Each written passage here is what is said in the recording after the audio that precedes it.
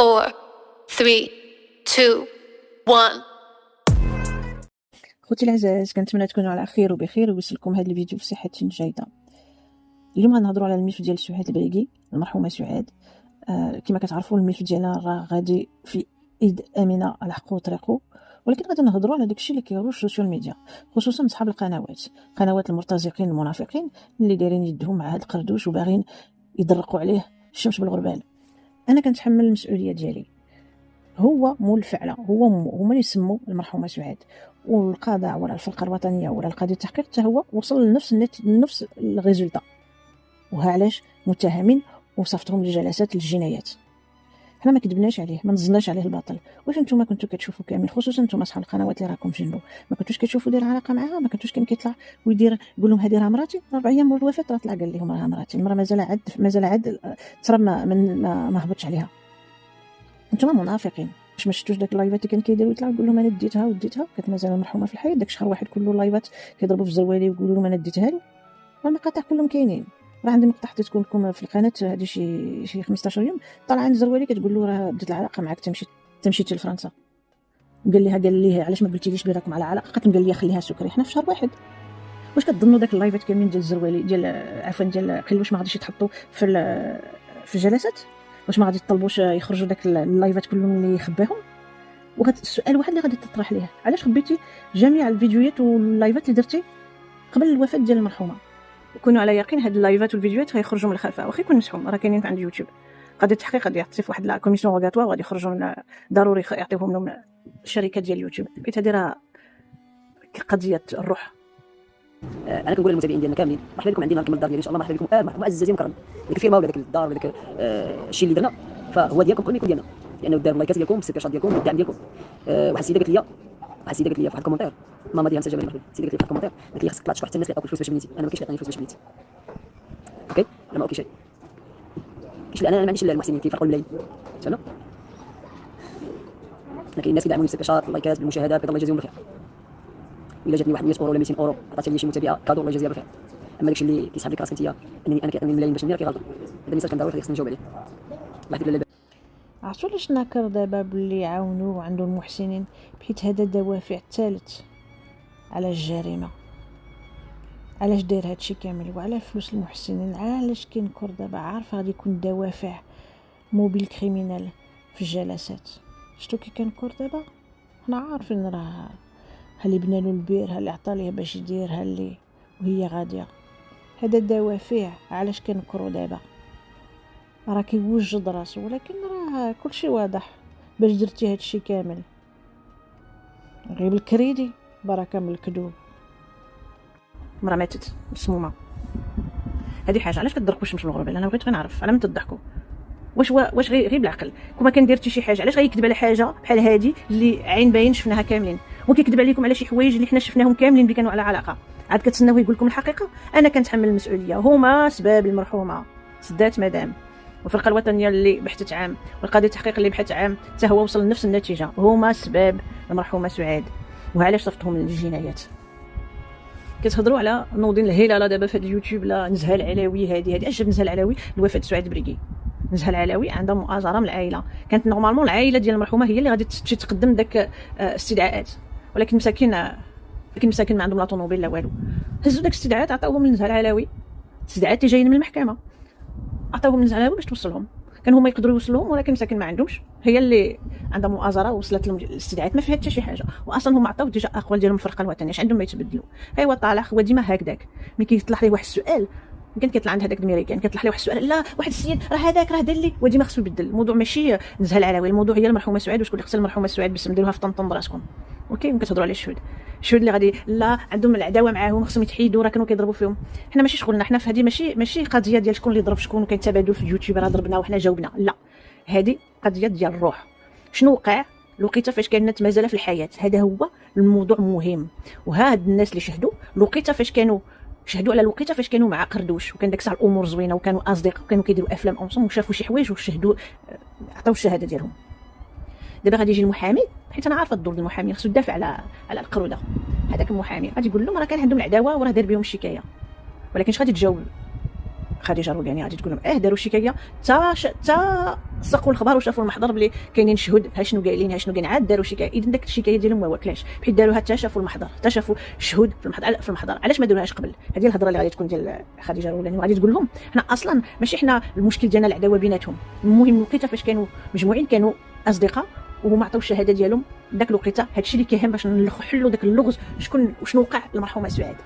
فهمتوا كيفاش غادي تجاوب؟ ماشي غنمشي نديرو بهم شكايات باش تحيد المحامي ديالو، غادي يحاول يحيد الشهود، ولكن هي غادي تجاوب، غادي تقول لهم داك الشهود دارت بهم شكايه حتى ركبوا على المحضر وجبروا كل واحد شنو قال، عاد مشاو داروا شكايه، اذا ما واكلاش. فهمتوا دابا؟ هذه حاجه. حنا المهم حنا علاش نمشي نضربوا في الشهود؟ واش دابا هاد الشهود بالضبط واش كيقول لك شهاده الزور، واش كذبوا ملي قالوا عقلوش على علاقه؟ واش هذا ولا باش تكون شهاده الزور خصو يكونوا كذبوا على شي حاجه؟ واش كانوا على علاقه؟ كانوا على علاقه، اذا داك الشهود راه ما كاذبينش. وزيدكم واحد الحاجه، علاش بالضبط غادي يمشي يجيبوا البنات اللي ما كانوش معاهم في سيدي عدي؟ حيت غادي تثبت عليه بلي هو اصلا راه فاسد وكيضحك على العيالات مش شحال هذه قبل هذه اللي عنده معاه دابا اللي مجوج بها. هو كيحاول يقول راه مؤامره ودايرين اللي غادي يجي قدام المحكمه، غادي يقول غادي يهضروا عليها الخيانه الزوجيه ولا الشيء اللي وقع لمراته، وغادي يقول لهم راه واحده دايره لي وفعلا وشغلنا تدير بها شكايه. ياك انت ضربتي فيها ولا جينا نقارنوا هاد الناس اللي جبدوهم، راه هو ضرب فيهم، ما خلى ما قال نزال علوي، ما خلى كاع القنوات المتتبعين شرك واحد. واش هو كان ساكت ولا كان كيدير لايفات وكاين كيصبط في عباد الله؟ عاد يجي يقول لهم راه ضربوا فيا وداروا لي، راه الحماق هذا. المهم كونوا هانيين اخوتي العزاز، الشهود غادي يوقفوا، غادي يعطيو الاقوال ديالهم كما داروها الفرقه الوطنيه. واخا المحامي ديالو غادي يقول لهم راه دار بهم عداوه، غادي يقول له العداوه دار الشكايات راه درتيهم قبل مور ما حطوا هما الشهود ديالهم. اذا كان عندك معاهم العداوه علاش ما درتيش بهم الشكايه قبل؟ دابا سي تروطار، وما عطاو الشهود ديالهم، عاد من بعد مشيتي كتجري باش تحيديهم من المحضر. سدات مدام كما كنقول لكم. هاد الشهود شاهدين شهاده الزور، شو شاهدين هو شاهدين على العلاقه اللي شافوا بين هذوك الجوج. واش كذبوا عليهم؟ نتوما اللي كتشهدوا شهاده الزور، نتوما اللي منافقين، نتوما اللي كتحاولوا تغطيو القضيه، حيت هذيك العلاقه لها دوافع كبيره في الملف ديال سعاد البريدي. سي موبيل كريمينال كما قلتها لكم في جميع المداخلات ديالي في القنوات، صحاب القنوات تحياتي لهم واحد بواحد. راه عنده 3 دوافع. الزوج كان عنده علاقه مع وحده، هذا الدوافع الاول. علاش الفرقه الوطنيه بحثت؟ واش في نظركم الفرقه الوطنيه كتبحث في الخيانه الزوجيه؟ علاش عيط الشهود باش يقولوا شنو شافوا؟ واش الفرقه الوطنيه كتبحث في الخيانه الزوجيه كتقول لا خص المراه اللي هي دير شكايه بخيانه زوجيه؟ ولكن المراه ملي كتحيد من الطريق وما كتبقاش ما عندها باش تدافع على راسها وتهضر من حق العائله ديالها اللي هما عائلتها ديروا شكايه في بلاصتها. هذا هو القانون. ملي كتكون المراه في الحياه هي اللي خصها دير شكايه الخيانه الزوجيه، ولكن المراه ما بقاتش. شكون اللي غادي يوصل للصوت ديالها؟ زعما صافي المراه ماتت ما عندهاش الحق مقتوله وما عندهاش الحق تدافع على راسها؟ ما عندكمش ما تخليوش حتى شي واحد يدافع عليها؟ العائله ديالها راه حقهم يدافعوا عليها وحقهم يقولوا بلي كان عنده الخيانه معها. ومع اصلا الفرقه الوطنيه ما حبالهمش هما واش كانوا كينعسوا في بيت واحد ولا في فراش واحد. خص تثبت عليهم اللي كانوا موجودين باغيين يتزوجوا بعضياتهم، وهذه راه ثابته فيهم، وانتم كلكم حاضرين، انتم كلكم شهود في هذه القضيه بلا ما تكذبوا على عباد الله. الفرقه الوطنيه بغات تعرف واش هادو جوج كانوا كيبنيو مستقبلهم باش يتزوجوا والمراه مازال في الحياه. ما على بالهمش واش كانوا كيتباسوا، واش كانوا كينعسوا، واش كانوا كيديروا. كانوا كيبنيو علاقتهم، كان كيخرج والله يبان ديالو شهر واحد كله قبل ما توفى المرحومه على الموضوع ديالهم بجوج، بلي راهم على علاقه وكيتحباو وزروالي بغا يديها له وداك التخربيق كله. علاش كتكذبوا على راسكم؟ هو راه مشى فيها، عنده الدوافع الثانيه هو الفلوس. علاش دار هادشي كامل؟ على قبلت الفلوس للمحسنين اللي وعدوه بالطوموبيل والدار وزيد، وهي راه ما كانتش كتحيد موافقه، طلع هبطت الله ينصح دخلاتهم على هذا الموضوع. واش هادو كانوا مزلوطين له ولا صحابو؟ ما عندهمش حتى تيكيت باش يركبوا في الطوبيس، كانوا كيلبسوا في قهوه، بقاو جالسين نهار كله على قهوه كحله، طارقين لايف مور لايف، كيمشيو يديروا الفيديوهات في القهوه باش ياخذوا الويفي. واحد فيهم كان عنده الثلاجه قال لك شراها غير من الجوطيه، حتى ولا كيبني شاري وكينقش وصايب، الاخر كذلك. انتم اللي استفدتوا من الملف ديال المرحومه سعاد ودخلتوا امور طايله على ظهرها، وهذوك الشياطات اللي كيدعموكم باش تبقاو في الجنة ما كيديروش. اوكي، اذا الدوافع الثاني هو الفلوس، وربحوا الفلوس ومازالين كيدخلوا الفلوس. بنادم ما خدام ما ردام كيبني، كيقول لك ما عنديش، وكيزيد السعايه من الفوق في اللايفات والفيديوهات. انا نقول لك على علاش النيابه العامه هي اللي تهمتكم ماشي الناس. هي الكذابه هي المقبله ديال الاولى. النيابه العامه راه تعطاوها مغالطات، النيابه العامه تعطاوها امور ماشي حقيقيه، ولكن في الجلسات مع الدفاع ديالنا والمرافعات وحنا عندنا ما يثبت غنقدموا بزاف الامور وغنقنعوا المحكمه ان هناك تجاوزات. اول حاجه ما كانش لازم على حنان بنت ميلودة تشهد، هي حاليا غير مصرحه فقط ولا شاهده. هذه ما العداوه بيني وبين القضاء، انا شاكي بها وفعلت شكايه وسمعوا لي لي جوندارم ويعيطوا ليها وما امتثلات لكن العداوه بعد رقم شكايه الام ديالها ما ديزاش. واش انا داعي لكم تكونوا تشهدوا لي غادي تغيروني؟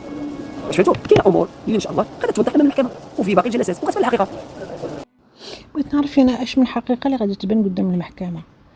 واش زعما الخيانه الزوجيه مبنيه على الشهاده ديال بنت ميلوده ولا على ميلوده؟ واش نسيتي المقاطع واللايفات واللي كنت كدير والاعتراف ديالك بلسانك بلي راكم على علاقه؟ واش الخيانه الزوجيه مبنيه غير على الشهود؟ ملي كتكذب على داك القاطعين تابعينك راه انت مورط العظم.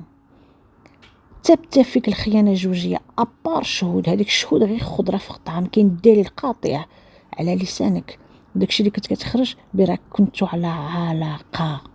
هو كنخبي جواجو، وهذا الجواج اللي كنخبيه ما كانش خاصهم يعرفوه مجوج، حيت هو باني حياته في السوشيال ميديا على راني ايتيم، خدام على مهمتي، سيليباتير.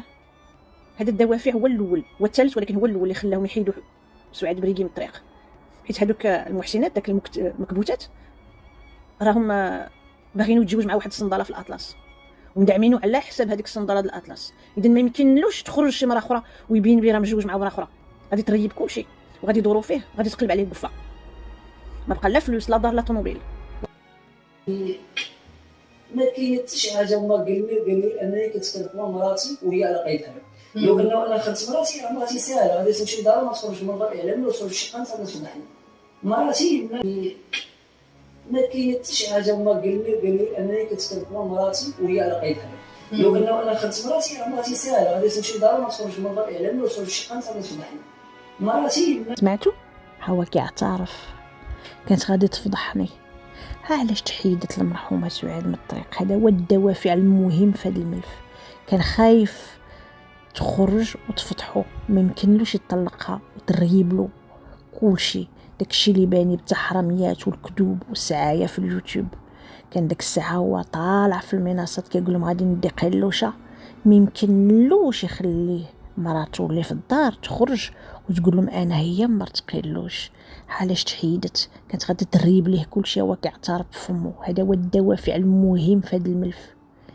وعلاش هادشي كامل تحيدت؟ باش ما تفضحوش، باش هو يستافد من الفلوس المهمات والمحسنين اللي غيدعموه على العلاقه بينه وبين قلوشه.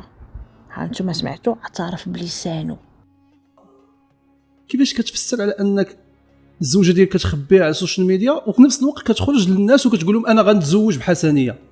شوف، هو الحسنيه كانت غير صديقه وزميله، كنا كنخدموا انا وياها في يوتيوب، يعني كنتبادلوا لي فلوغ وداكشي في القنوات ديالنا. كانت عندنا مشاهدات محترمه، كنا خدامين مزيان، قنواتنا كانوا غادين كبرين مزيان، كنا كنتخلصوا مزيان.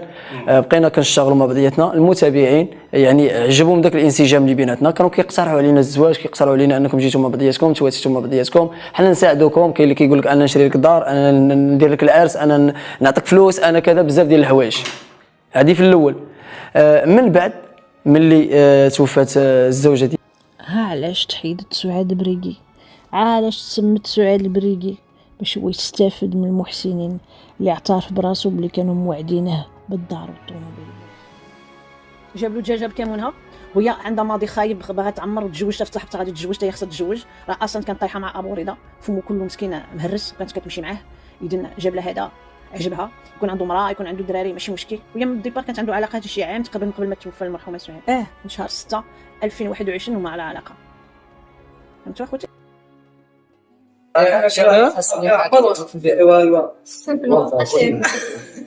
الخلعه والدشيره ولا شنو؟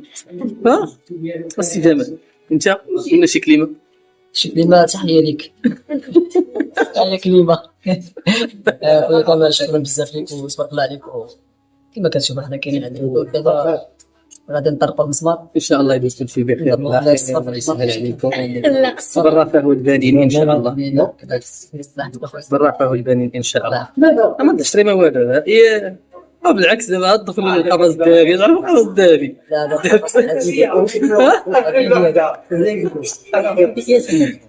هذه سنة دابا السيروت عند من كاين فيكم اللي غتدخلوا، شكون غيسد القفص؟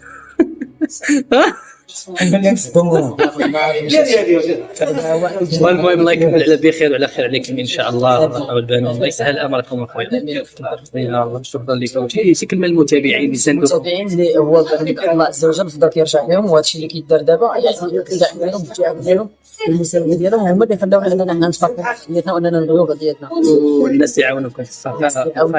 الناس عاونونا ماديا ومعنويا، ما عمرنا نساو خير الناس. دائما ان شاء الله نكون عند السلطه ديالهم وغادي ان شاء الله نحاولوا اننا نحسنوا بزاف ديال الحوايج ونكونوا يعني قد المسؤولين اللي عطاونا، نكونوا محترمين واننا نشتغلوا بعيد على شكل من القنوات تاعهم القنوات اللي دافعوا علينا. جامي بسبب الخير ديالكم واللي دار شي يخليه الاشخاص تاعنا. حنا ممتنين لكم بزاف لانه الى حنا كامل مازالين واقفين فضل الدفاع ديالكم والمسانده ديالكم لان بكم جبدنا بصح نكسبنا. شكرا جمال، الله يسهل الامور ان شاء الله، يكمل لكم بالخير ان شاء الله. المتابعين ديال جمال ولا الحسنيه؟ بجوج دابا تخلطوا دابا ولاو مخلطين تلاقاو دابا. مع المتابعين ديال الحسنيه ان شاء الله خير. بالرقه والبانيه وانا فرحان بزاف بوجودنا في هذا يعني الحدث الجميل والمناسبه الجميله. فرحان بجمال الحسنيه حسنه وتستاهل لها هي الجمال. تحيه كبيره للمتابعين اللي كانوا واقفين وراء هذا الجوج يعني راهو بعضياتهم والله يسهل عليهم، وهذا الشيء اللي كنتمنوا لهم اخويا حفيظ. كنشوف جميع الناس اللي حاضرين منا يعني واقفين مع جمال او الحسنيه. صافي يسمحوا لنا المتتبعين حيت حنا عند العدول داكشي باش ما كيصلحناش نصوروا، يسمحوا لنا على هذا التصوير هذا.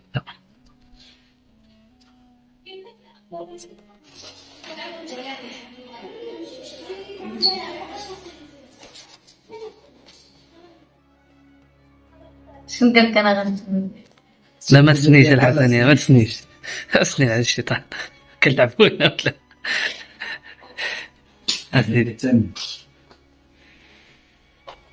هو ضرب عليه اسيدي الله يسخر والله يكمل بخير. هادشي اللي نقولوا الله يسخر جمال، الله يسخر الحسني. اول واحد كيقولها لكم هو انا. كنت عارف كاينه شي نص قانونيه. شوف نقول لكم نفترض كنت عارف شنو غتربح دابا انت؟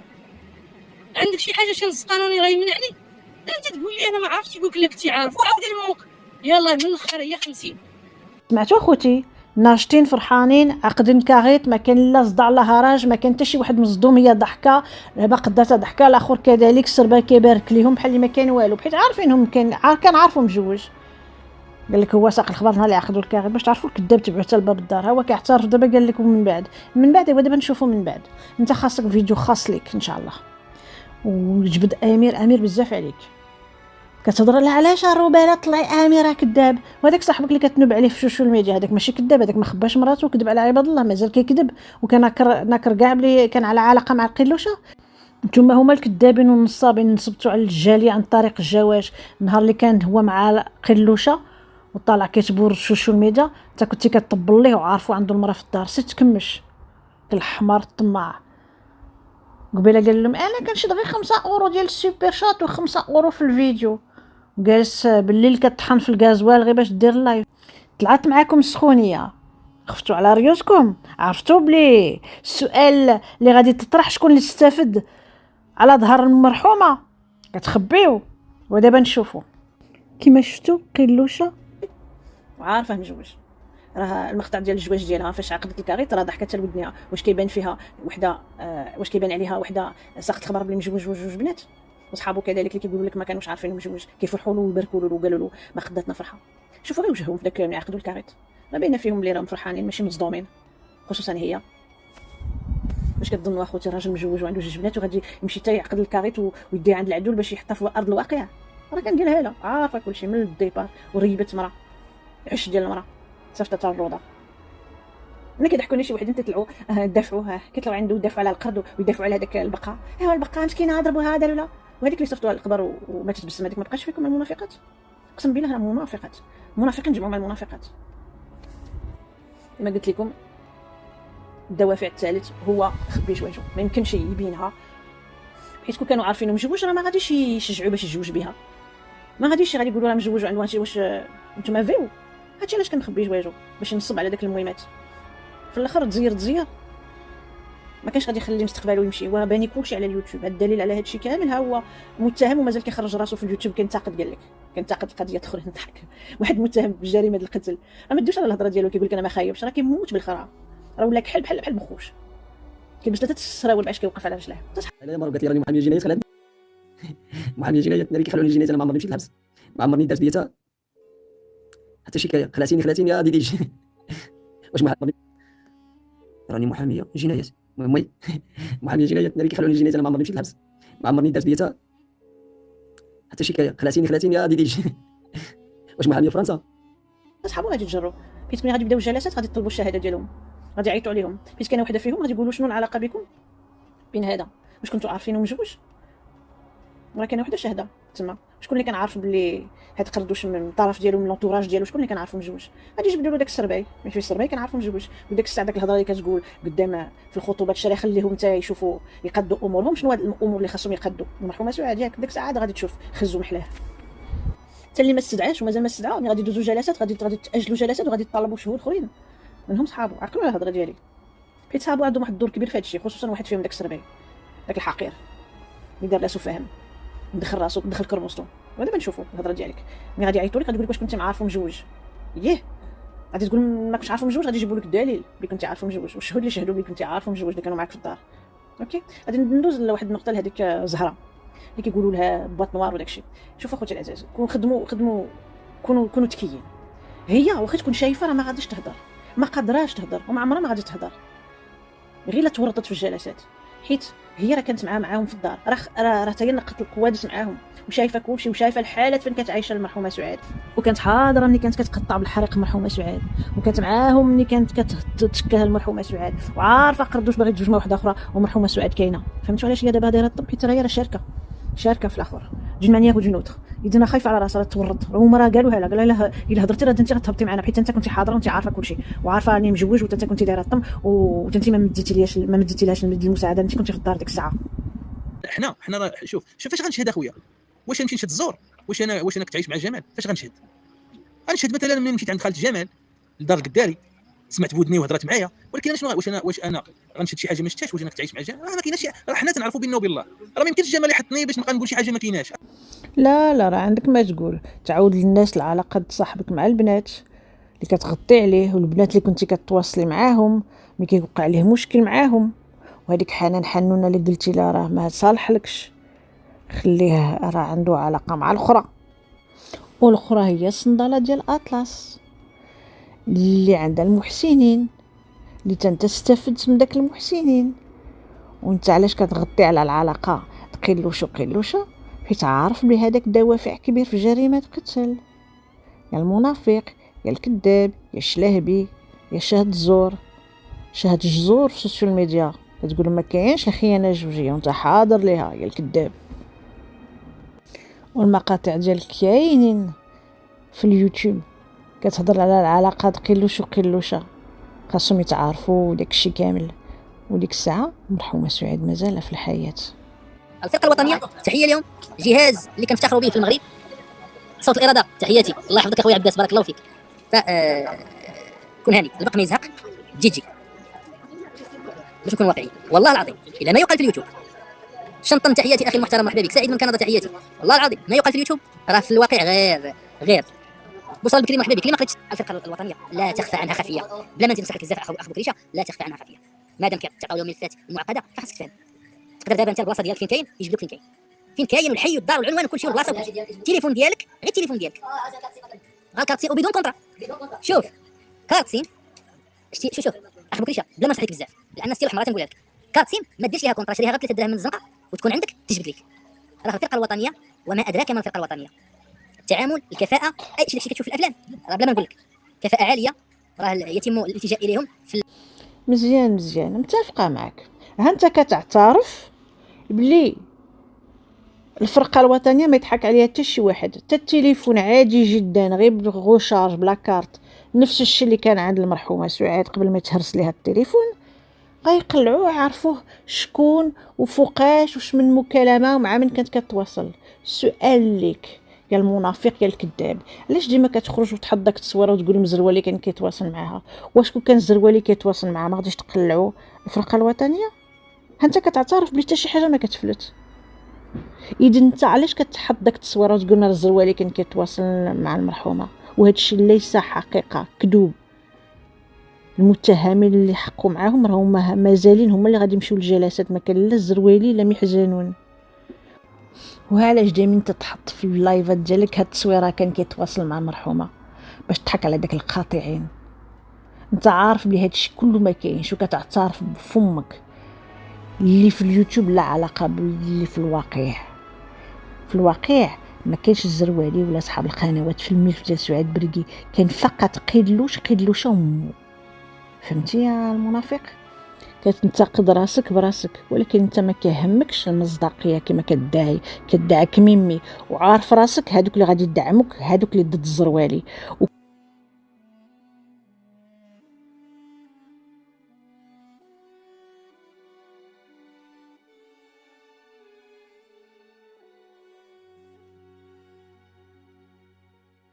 كاين اخطر من هادشي، راه كان واحد التسريب خطير اللي كدير كوميسيون شهر سعود، غنحطوا شكايه بناس ممنوع منعا كليا انهم يسربوا شي حاجه كاينه في سريه الناس لانها عرضات الحياه ديالي للخطر. مثلا التشريح الطبي تعطى للزروالي تعطى داكشي بالتدقيق، وقالوا داك الكلام اللي سماع الخروش القردوش الخانز اللي طالع عند هذا الا لاحظتي ما دايهاش فيك، ما يجاوبك ما والو، خلاك تهضر وهبطك، ما كتهموش. هو اصلا براسو خرج المحضر وقالها في اللايف مباشره، هو المحضر قدامي. كتهضر لي على نتيجه التشريح كان داك الساعه ما كاين لا سريه البحث لا شكايات حطت، كان صغير خديجه روياني والعائله ديال مرحومه سعاد، وقالت لهم شنو كاين في التشريح، شنو جبروا وشنو شكوا، وفعلا قالوها القنوات. ولكن داك الساعه ما كاينش سريه البحث، هم حقهم يعرفوا باش ماتت بنتهم. لقيتها فاش حتى كتشطح وترضح وتحارب الزروالي وتقول لهم راني شهر واحد كله راني ديتيها، انا درت لها وانا فعلت لها. وهذا اللي طالع لعنده ما على بالوش بك، هو اصلا شك فيك، دير خليفه تعرف غير ضد الزروالي وعلى الجمهور والشهاده، واتسنس عارفك انت مورط حتى العظم. وهو اللي غادي تحطوا المقاطع ديالو فاش كيقول لك منعتك من الحبس. شكون هو يكون في ملك الله باش يمنعك من الحبس؟ اش من الدور عنده؟ وشكون اللي عطاه المحضر لوقيته فاش عاد رجع من المغرب؟ فهمتي يا قيلوش؟ هنا اللي غادي تحاسب، هذا اللي طلع لعنده بجوجكم. شكون اللي عطاه المحضر؟ واش انت ولا شي واحد اخر صاحب؟ واش كان بالضبط اللي قال له حيد هاد اللايف اللي عطاه المحضر؟ اوكي، نتوما اللي خرجتوا سرية البحث، وهذا اللي طلع لعنده راه ماشي غير الخبره، المحضر على قدو قال لك راه عندي قدامي. وغنحطكم مقاطع اخوتي اللي ديال هاد اللايف اللي تحيد من اليوتيوب، فيه شي حوايج خطيرين جدا. بقاو معايا وتصنتوا حتى الاخر غادي تشوفوا بزاف ديال المقاطع. السي جمال انت مقتنع بان مراتك ماتت مقتوله؟ خويا التشريح الطبي اثبت ان هناك تسمم، دونك كاينه شي حاجه. واش شفتي التقرير اللي صدر مؤخرا؟ شفتي التقرير اللي صدر مؤخرا حدد حتى نوع المبيد اللي ماتت به سعاد. شوف خويا تحف، انا نقول لك واحد الحاجه. انا الاسره ديالي تعاني، اوكي، مراتي كانت على وشك الولاده، فانا ما بغيتش نعرف النوع نهائيا. علاش؟ لان لما خرجتنا ما بغيتش نعرف النوع نهائيا. علاش؟ لان لما دخلنا معكم بالله اخوتي، هذا المجوج 14 سنه مع المراه، كيقولوا لها مراتك تسمت، ما باغيش يعرف شمن السم تعطى ليها، واش هذه عادي؟ واش كيدخلها العقل؟ حيت هو راه ما بغيش يعرف، حيت راه عارف من الديبار باش ماتت المراه، ومن الديبار عارف ماشي موتة طبيعيه، وداروا لها تشريح حيت كاين شبهه التسمم. وكيخرجوا شي وحدين كيقول لك باش عرفتو كان هاملها، وهذا واحد قال لك ما بغيتش كاع نعرفها باش ماتت. انا كنت صبت كاع ما تكون كاع في هذه الكره الارضيه. كتفهموا؟ هذا عادي جدا عندكم. نكملوا. وانا البنادم النورمال اللي عايش مع المراه 14 سنه وعنده 2 بنيتات غيسقسي باش ماتت، واش سكته قلبيه، واش شي عرق طرطق ليها، كان يمشي يقلب يسقسي ياك درتو لا تشرح واش جبرتو شي حاجه ولا مزروب غير يدفنها، حيت هو غرضو اليوتيوب كيتسناوه بتجوج بالصنداله، ما قلب ما والو، قال صافي راه ما جبروا والو، دفنت سرها سدات مدام. ولكن هو ما عارف ديك الساعه بلي سعاد بريقي خلات لا بروف الدليل ديال التسمم في داك العنينات اللي تهزوا واللي غادي يفتحوه من بعد. فهمتوا؟ نكملوا. ان يسجن الجميع بدون استثناء المرحومة سعاد في تقرير يلا خرج: المرأة قتلت. المرأة عباد الله تقتلات، والمرأة تجربوا عليها مبيدين، نوعين من المبيدات الحشرية، نوعين من المبيدات الحشرية، ومن صناعة ألمانية كتبيعهم واحد الشركة سميتها باير ألمانيا. وهذا المبيد الحشري هذا يستعمل في الفلاحة، يستعمل في الفلاحة اللي كيقتلوا به دوك الحشرات ولا دوك الطفيليات اللي كتكون في الفلاحة. السؤال هو واد المبيد هذا كيقتل، تيكون بطيء، يعني يقدر يقتلك من بعد 6 سوايع، يقدر يقتلك من بعد 10 سوايع، يعني نقدر نقتلك، نقدر نعطيك السم ومن بعد نعلق نمشي للداخله، نوصل للداخله نقول لهم لا انا راه في الداخله، غنقول لهم انا شفت التقرير، شفتو بعيني، انت راه ماشي قالوا لي شي واحد، هادي شفت التقرير بعيني، وعرفت حتى المبيد اللي تقتلت به المراه. يعني النظريه ديال الانتحار يعني مستبعده، لان في التقرير المراه عندما يعني الم بها اعتصرها الالم كنت تقول له عتقوني، اللي كينتحر ما كيقولش له عتقوني انا كنموت، عتقوني وطاروا بها. ولكن للاسف يعني دابا هنا غادي نقولوا واذا سعاد يعني داروا ليها هذا المبيد يعني باي ذنب قتلت. وهنا السؤال اللي تنسول: كيفاش هاد المراه هادي شكون اللي قتلها؟ من له مصلحه؟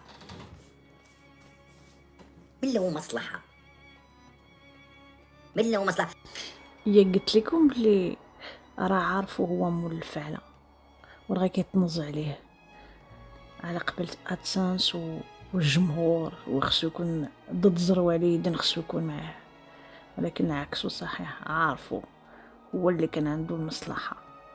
فهمتوا اخوتي؟ انا دابا والله الا من شت هذاك التقرير بيني وبينكم دارت بيا الارض. غادي نرجعوا وغنسولوا هاد الناس، غادي نجيبوا الزروالي، غادي نجيبوا جمال، غادي نجيبوا انت اولا الزروالي، انت اول واحد قال المراه ماتت مقتوله وتقتلت بمبيد وتقتل باش عرفتيها انت باش عرفتيها. جيبوا جمال، فين كنتي اخويا؟ فين كنتي؟ شنو علاقتك بهذا المبيد؟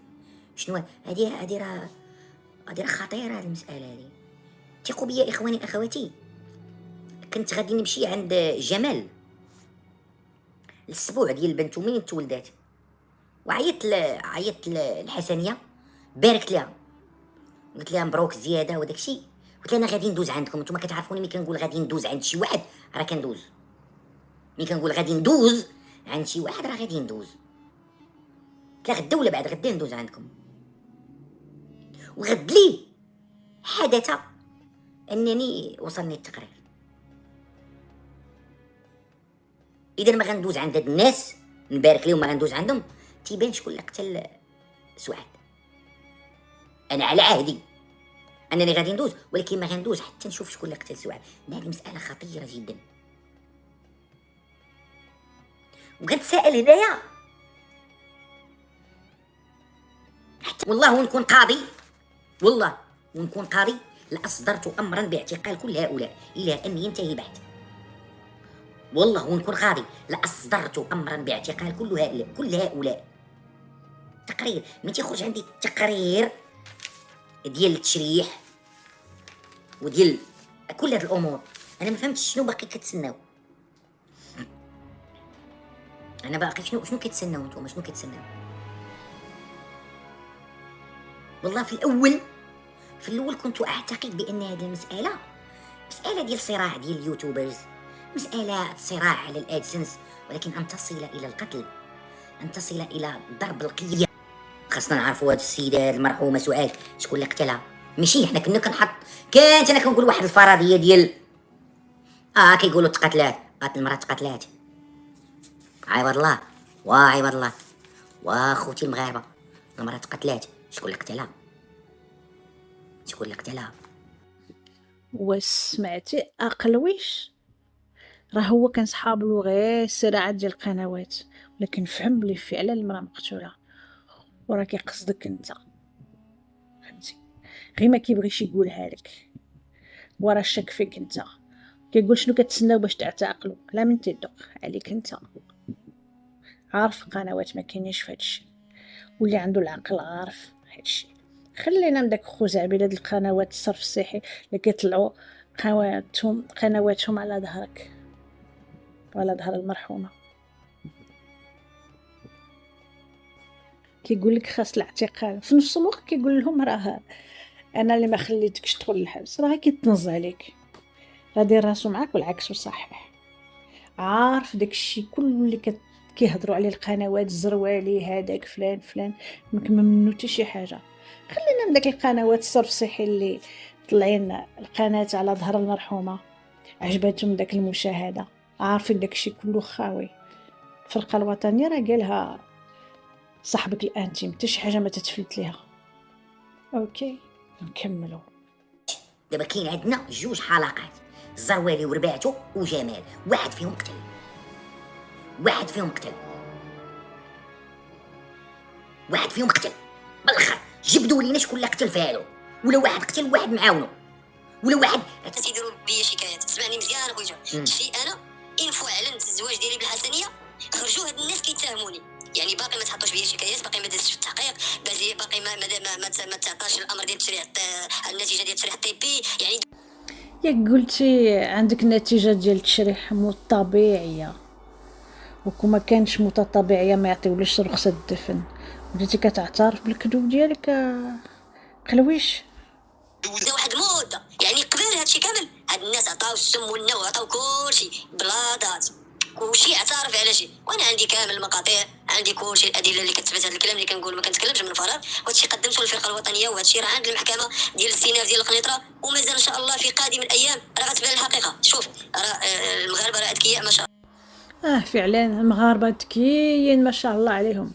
ومن هاد المقاطع كلشي عطيتيهم الفرقه الوطنيه ديال القنوات شنو قالوا وهضروا على السم هما الاولين وداكشي كامل، بحيث هاد الفيديو ديال توتو راه هاد المداخله ديالك عن توتو شهر 11 2023 هضروا صدعوا الضري، صدعوا الزروالي، صدعوا القنوات.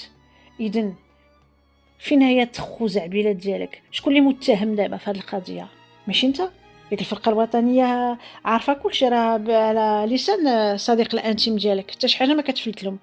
ياك حطيتي هاد المقاطع كلهم اللي كيهضروا وقالوا السم وداروا، وفي الاخر شكون اللي متهم؟ انت وتصلتك، فهمتي يا قلويش؟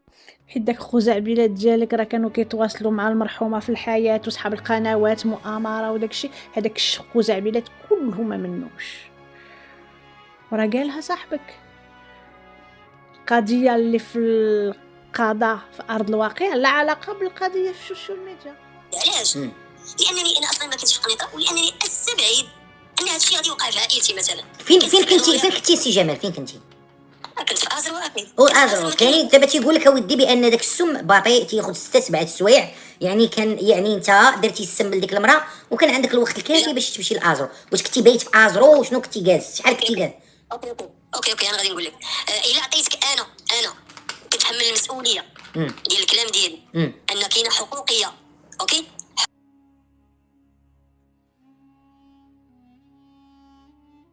شتو اخوتي ملي كيطرح ليه هذا السؤال فين كنت وشحال الوقت كيتهرب دائما في جميع المداخلات كيطرح له هو السؤال، كيحاول تهرب بحال داك الحنج داك بوسكا، بيت مخبي شي حوايج خطيرين. وعلاش كيتهرب دائما من السؤال؟ كيطرح ليه واحد السؤال وكيقول لا اجي نقول لك لا خصك تعرف راه الزروالي، لا راه الجمعويه، لا وهضرني على الوفاه ديال مراتك سعاد البريقي الله يرحمها. شوف واحد الحاجه، كاين شي واحد اخويا توحد باغي يتزوج مثلا على مراته غادي ينوض يقتل، كيجي في التقرير بان شي عيالات شهدوا فيك، قال لك اودي انت زيرو نساء وكنتي اللي تلاقيتي معاك تقول لها باغي نتزوج بك. واش هذا باش يورطوك اكثر بانك انت يعني ما كنتيش مهتم بمراتك وباغي غير؟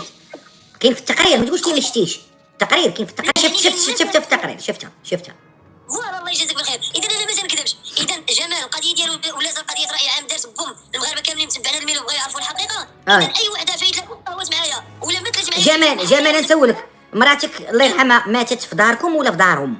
دار ما؟ لا ماشي في دار ما، ماتت في داركم. سبيطار. لا هي تسممات في الدار، داركم نتوما، دارك انت. يا اخي كاينين امور انا كنتحفظ عليها، ما يمكنش ليا نقولها. كاينين امور كنتحفظ عليها لان المرحومه اصلا. شتو اخوتي كيفاش كتهرب من السؤال؟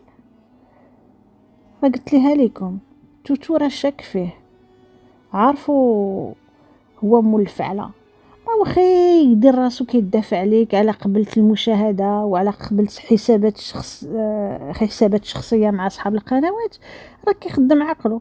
المراه ماتت بجوج نوع ديال السم في داركم، واش غادي تيق داك خزعبلات الفرقه الوطنيه دخلت ودات الخبره على التليفونات وزيد راه شوف جميع القنوات اللي كيديرين راسهم كيدافعوا عليك راه حتى هما شاكين فيك وعارفينك انت هو اللي مورط، غير كيلحسوا لك الكابه باش يطلعوا المشاهده، وانت راك عايق بهم بلا ما يدخلوا شكلي في العكلي ويدرقوا الشمس بالغربال. اوكي عقلي ليش يعني كل واحد شد فلوس باش يشد فيا، فهمتي؟ هادشي ديال القضيه ديال زيرو نساء. انا نسولك السي، خلينا من هاد زيرو نساء، شكون اللي غيدخل حتى لدارك ويعطي لمراتك السم؟ غير كلمه واحده، تخيل معايا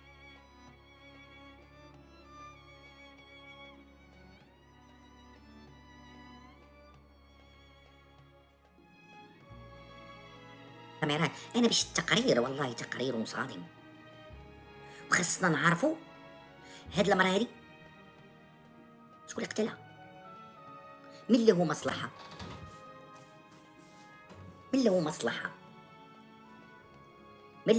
علاش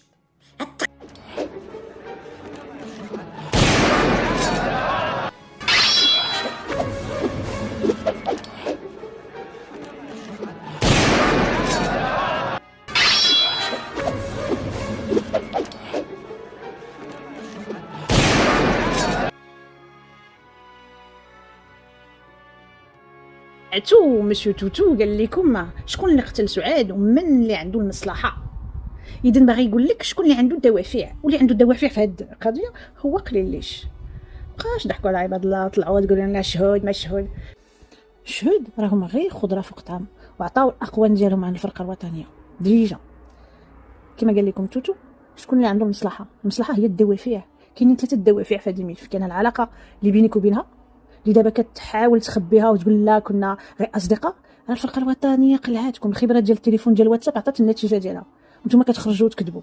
اذا جريمه قتل كتكذبوا على الوكيل الملك وعلى الفرقه الوطنيه، راه هادشي علاش مشيتوا للجنايات. علاش غتكذبوا على علاقتكم؟ حنا شاهدين، العالم شاهد بكم نتو على علاقه، باش تعرفتوا هذاك الدوافع الثاني هو الفلوس. واخا دابا كتخايبوا تبينوا لا ما عندناش وحنا غير مسلفين غير دايرين الكريدي داك التخربيق كله، العالم شاهد بكم نتو ما عندكمش حتى تركبوا في الطوبيس وليتوا بالطوموبيلات والديور. اوكي، والدوافع الثالث هو كنت مخبي جواجك، والعالم يشهد بك كنت مخبي جواجك. وخرجت سعاد بريقي العالم كانت غادي تكون النهايه ديالك في اليوتيوب. علاش تحيدت من الطريق؟ انت ما غاديش تخلي وحده توقف لك في الطريق لقيتها فاش كتدخل 16 17 مليون. انت كنتي جالس غير عند امك في واحد البيت، شاد الميكرو نهار ونهار كتشرشم في عباد الله وما كتدخل غير 2 فرانك، 2 ما كتجيبيهاش. ومني تحسنت لك الوضعيه وليتي كتدخلي 15 12 17 مليون في الشهر، غادي تخلي هادشي كلشي يدوز هكذاك؟ ما يمكنش. علاش تحيدت سعاد بريقي؟ انت كنتي طامع في فلوس المحسنين واعترفتي بلسانك الطوموبيل والدار اللي تزوجتي بها، اذا ما كانش عندها حل تحيد سعاد بريقي. دابا نعاود لكم القصه كلها ديال سعاد بريقي في واحد الفيديو مقبل ان شاء الله، ولكن هذه هي الحقيقه. نتوما اللي متهمين وعندكم دوافع كبار في القضيه ديال الجنايات، ما كيتحتاجش في جريمه التسميم، ما كيتحتاجش الدليل. فين غادي نجبروا دليل الا تشطبت القضيه وفاتت عليها 7 شهور؟ باش غادي يجيبوا الدليل؟ ولكن كاينين دوافع في هذا الملف وبالدليل داكشي كلشي موثق. ملي نجي نهضروا على الحق يخرج لنا قليل ليش يقول لك راكم مزعوطين فيا، وكون كنتي شي واحد زوين وبوغوس وعندك لي موسك ولا طاي ممكن يكونوا مزعوطين فيك، ولكن ملي كنتفرجوا فيك شنو كنشوفوا؟ شي بيقولها